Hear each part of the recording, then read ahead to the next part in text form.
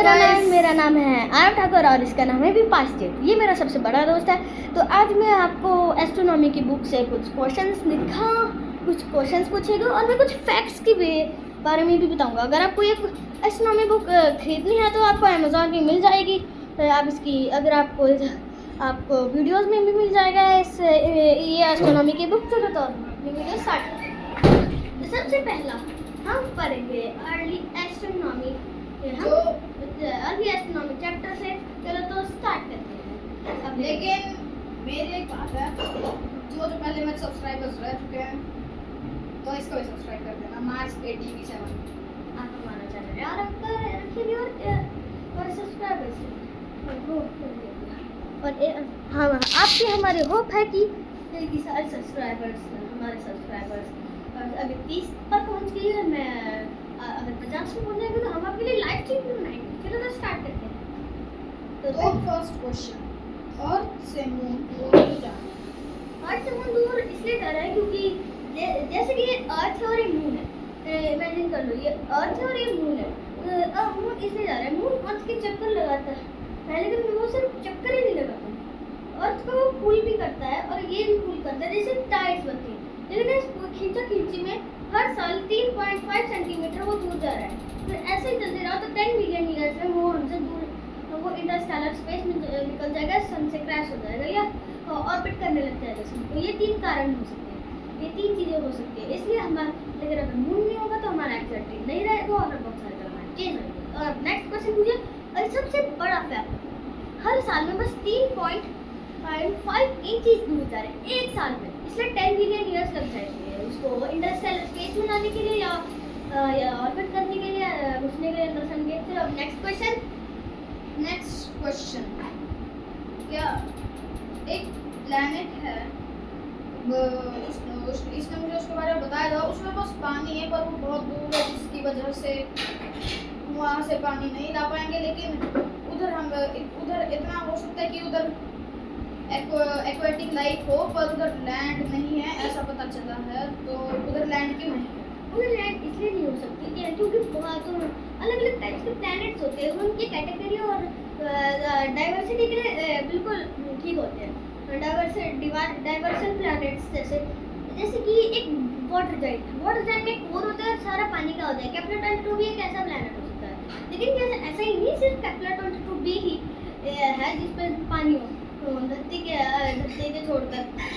और भी बूथ्स के पास भी होता है वाटर।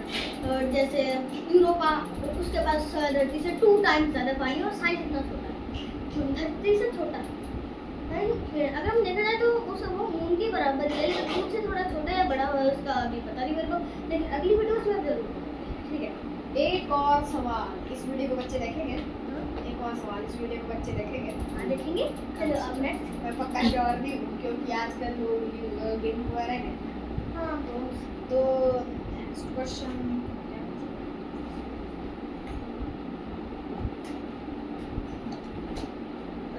हम मिल्की वे गैलेक्सी कैसे बनी? मिल्की वे गैलेक्सी सबसे पहले एक स्टार हुआ करता था, वो भट्टा, फिर उसके आसपास के डस्ट उसने फिर एक ब्लैक होल बना, फिर उस ब्लैक होल ने आसपास के डस्ट खा लिया अपने अंदर। फिर उससे क्वाज़ार निकला, उससे बहुत सारी गैसेस निकली, फिर उन गैसेस से छोटे छोटे स्टार्स बने, फिर वो और मास खाते गए और एक स्टार बना। ऐसे ही हमारा सन भी होता है, जब एक स्टार फॉर्म होता है तो एक बहुत बड़ा ब्लास्ट होता है। लेकिन अब जैसे कि अगर एक न्यूट्रॉन स्टार एक ब्लैक होल या ब्लैक होल और ब्लैक होल मर्ज करते हैं तो उसको हम कहते हैं गामा रे बर्स्ट, और वो इतनी पावरफुल होती है कि ये धरती को एक सेकंड में गायब कर दे। चलो नेक्स्ट क्वेश्चन मेरा ये है कि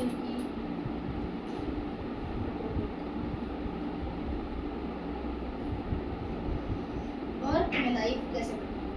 अर्थ में लाइफ ऐसा है कि अर्थ में लाइफ सबसे अच्छा क्वेश्चन है क्योंकि अर्थ में लाइफ सबसे पहले जो अर्थ पे एस्टेरॉइड गिरे, पानी, उनके अंदर पानी और अलग अलग चीज़ें थी, फिर उससे पानी बना, फिर पानी से क्लाउड्स बने, फिर उससे धरती के बाद एटमॉस्फेयर आया और फिर पानी के अंदर छोटे छोटे माइक्रो ऑर्गेनिजम्स होने लगे जो बिना ऑक्सीजन के जी सकते हैं।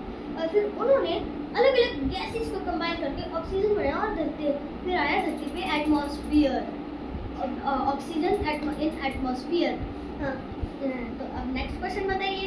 नेक्स्ट क्वेश्चन बताने से पहले मैं बोलना चाहूँगा हमें थोड़ा सपोर्ट कर देना, नॉलेज के नेक्स्ट लेवल पर पहुँचा देंगे, एक अलग ही लेवल पे।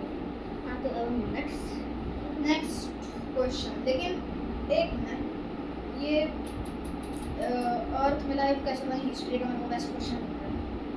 ठीक है, तो अब नेक्स्ट क्वेश्चन ये है कि सभी प्लैनेट्स के कोर इतने गर्म क्यों होते हैं? ये सबसे बेस्ट सवाल है इसका, क्योंकि डेंसिटी के ऊपर भी कई बार सवाल करता है।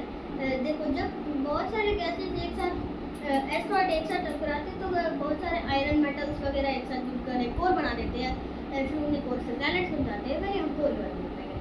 कोर जब डिस्ट्रक्शन की बात आती है, जैसे कि ये दो एस्ट्रॉइड है डिस्ट्रक्ट करते हैं तो इमेंस हीट निकलती है। इमेंस में आपको एक दूसरे चैनल में बता देंगे, हमारा दूसरे चैनल का नाम अभी हम बनाए नहीं है, लेकिन हम दूसरा चैनल जरूर बनाएंगे। उस चैनल का नाम होगा होगा ब्लॉग्स। तो हम उसमें लिटरेचर और अलग अलग चीज़ों के बारे में भी बताएंगे, तो हम वीडियो आपको आगे बढ़ाते हैं।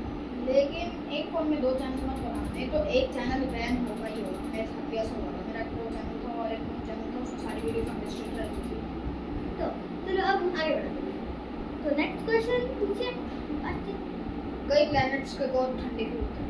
कई प्लैनेट्स को बहुत ठंडी होती है क्योंकि ज़्यादातर गैस लाइन्स के ठंडे होते हैं, जो क्योंकि उनके अंदर ही या ठंडी ठंडी हवाएं चलती है, जैसे यूरेनस और नेपच्यून के। लेकिन उनके अंदर भी इतनी ठंडी, उनका कोर इतना ठंडा नहीं होता, मतलब थोड़ा बहुत गर्म हो जाता है, लेकिन वो इतने ठंडे नहीं होते, मतलब सह लेंगे उनकी कोर की गर्मी, लेकिन 100 डिग्री सेल्सियस पर उनके कोर की होती है। कई रोड्स ठंडे होते हैं क्योंकि वो बहुत दूर होते हैं एक्सोप्लैनेट्स, बताइए रोड प्लैनेट्स होते हैं। रोज प्लैनेट्स हम आगे बताएंगे फैक्ट्स में। बताएंगे तो देखिए उनका जैसे नेपच्यून के ऑप्शन होंगे। नेपच्यून के अंदर बहुत सारे ठंडी और मीथेन गैसेस है, और उसके ऊपर नाइट्रोजन की मात्रा भी बहुत ज़्यादा है, जो और उसके पास कोई लैंड सरफेस के मतलब सीधे अगर हम जाएंगे तो सीधे कोर के पास पहुंच जाएंगे, और वो हवाएं कोर के अराउंड घूमती है। तो कई बार ऐसा हो सकता है कि बहुत ज़्यादा ठंडी और बहुत ज़्यादा गर्मी से कोर का टेम्परेचर ठंडा हो जाए। अब इसकी और स्टडी हो रही है, इसलिए हम जब इसकी स्टडी पूरी हो जाएगी तो हम एक और वीडियो बनाएंगे। तो अब आती है बारी फैक्ट्स की, है ना? Yes, facts. तो आप विवादित हमें कुछ फैक्ट्स बताएंगे, और उन फैक्ट्स विवादित हमें कुछ फैक्ट्स बताएंगे, और उन फैक्ट्स को मैं बताऊंगा सही है गलत, और मैं उनका रीजन भी बताऊंगा। चलिए तो बताइए फैक्ट्स।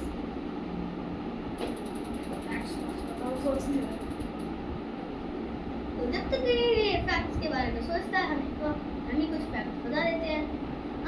आपको सोच रही होगी कि तो सबसे पहला है, एक न्यूट्रॉन स्टार जब फटता है तो क्या? बहुत सारे लोगों का यही सवाल होता है, इसलिए उनके लिए एक मस्त जवाब है। न्यूट्रॉन स्टार फटता है, कभी फटता नहीं, लेकिन वो कोलाइड जरूर होता है, उसको हम किलोनोवा भी जानते हैं। किलोनोवा अब तक के सबसे पावरफुल ब्लास्ट में से एक है। तो देखिए जब वो कोलाइड करते हैं तो वो उनका एंड हो जाता है और एक ब्लैक होल बना देता है। लेकिन बस इतना ही नहीं, ब्लैक होल जब अपने सारे यूज कर देता है तो ब्लैक होल भी खत्म हो जाता है। ऐसे एक न्यूट्रॉन स्टार का अंत हो जाता है, एक न्यूट्रॉन स्टार का अंत हो जाता है, वो तभी फटते हैं जब दो न्यूट्रॉन स्टार एक साथ होते हैं। तो ये भी एक फैक्ट है, तो आपको मेरा फैक्ट याद आया? यस, सैटर्न और ब्लैक होल। सबसे पहला है सैटर्न। सैटर्न का वेट कितना है, उसके फैक्ट्स बता देता हूँ मैं। सैटर्न के कोर का वेट 1000 है, और उसके कोर के बिना अगर हम उसे उठाएं तो हमने स्टार्टिंग में इसमें कुछ गलतियाँ कर ली। असल में सैटर्न के कोर का वेट 1000 किलो नहीं, उसका टेम्परेचर 1000 है। एस्ट्रोनॉमी में बहुत वीक हूँ, गुड बाय। हाँ, तो हम आगे फैक्ट्स बताएंगे। तो मैं एक और फैक्ट्स बता देता हूँ। वीडियो भी 10 मिनट की होने वाली है, जैसे 10 मिनट की वीडियो हो जाएगी हम उसको बंद कर देंगे। तो अब हमारा आखिरी फैक्ट, और ये सबसे नॉलेजेबल फैक्ट है कि अगर इमेजिन करो क्या होगा अगर सारे प्लैनेट रिप्लेस कर दिए जाएंगे साइज वाइज, पूरा सोलर सिस्टम खत्म, क्योंकि इनकी ग्रेविटेशनल पुल ज़्यादा हो गई होगी, छोटे ग्रेविटेशनल वालों के साथ हाई ग्रेविटेशनल वाले हो जाए तो कोलिजन हो सकता है, उनके कोलिजन से इधर उधर डस्ट फैल सकती है और सीधे और सभी प्लैनेट्स की मौत हो सकती है। और धरती के लिए भी मौत मतलब ब्लास्ट हो सकते हैं उनके ऐसे मटीरियल से। और अर्थ के लिए बिल्कुल ठीक नहीं होगा, अगर लाइन बस कर दी तो अर्थ चौथा प्लैनेट मिल जाएगा, मतलब वो मार्स की तरफ हो जाएगा, मार्स की तरफ हो जाएगा, लेकिन और वो बहुत ठंडा भी हो जाएगा, आइस से घिर जाएगा जैसे तो फिर अर्थ में लाइफ नहीं होगी, उसी की बात है। नहीं हो पाएगा। और जुपिटर सबसे लास्ट में रहेगा। जुपिटर क्योंकि वो सबसे बड़ा प्लेनेट है, जुपिटर सबसे बड़ा प्लेनेट है और वो सबसे ठंडा भी हो जाएगा। और ठंडा भी हो सकता है, सब वो सीधे कम का टेम्परेचर कम भी हो सकता है, नेपच्यून जितना हो सकता है, और नेपच्यून ज़्यादा बड़ा भी हो सकता है, और नेपच्यून की ऑर्बिटल स्पीड बढ़ भी जाएगी। और सबसे पास आगे मरकुरी रहेगा जो पहले था, तो उससे पीछे मार्स हो जाएगा, क्योंकि मार्स का टेम्परेचर फिर, लेकिन वीनस के लिए खुशखबरी है क्योंकि वो हैबिटेबल जोन में चलेगा, और कई सालों पहले वो हैबिटेबल ही था, तो वीनस के लिए खुशी हुई, अर्थ के लिए छोटा हो गया। हाँ। तो अब मैं आपको बताते हैं गोल्डी हैबिटेबल जोन को हम गोल्डीलॉक्स जोन भी बोलते हैं। गोल्डीलॉक्स जोन का डिस्टेंस है 1 से लेकर 1 एस्ट्रोनॉमिकल यूनिट से लेकर 10 एस्ट्रोनॉमिकल यूनिट तक, 2 एस्ट्रोनॉमिकल यूनिट तक। एस्ट्रोनॉमिकल यूनिट यानी सन और अर्थ के बीच के डिस्टेंस को 1 एस्ट्रोनॉमिकल यूनिट कहते हैं, मतलब गोल्डीलॉक्स जोन 2 एस्ट्रोनॉमिकल यूनिट्स के बराबर है, मतलब फ्रीज जोन सबसे बड़ा है और और गोल्डीलॉक्स जोन इतना, और गोल्डीलॉक्स जोन इतना है, और जिस टेम्परेचर सबसे ज़्यादा टेम्परेचर गोल्डीलॉक्स की जो आगे वाला जोन है उसमें ज़्यादा होता है, जैसे कि वीनस भी इतना उबलता हुआ है, और मरकरी का तो छोड़ दो। वीनस की सतह का टेम्परेचर है 560 डिग्री सेल्सियस। तो इस आखिरी फैक्ट के साथ हम इस वीडियो को एंड करते हैं, 12 मिनट हो चुके हैं। तो आपका शुक्रिया हमारी वीडियो को देखने के लिए। अगर आप इस चैनल पे नए हैं तो सब्सक्राइब कर दीजिएगा, आपको और भी वीडियोस मिल जाएगी हमारी, हमने 3 और वीडियोस डाली है, तो अगर आपको वो अच्छी लगी तो उनको भी लाइक कर दीजिएगा। तो थैंक यू। यूट्यूब अच्छी लोडिंग स्क्रीन डालना।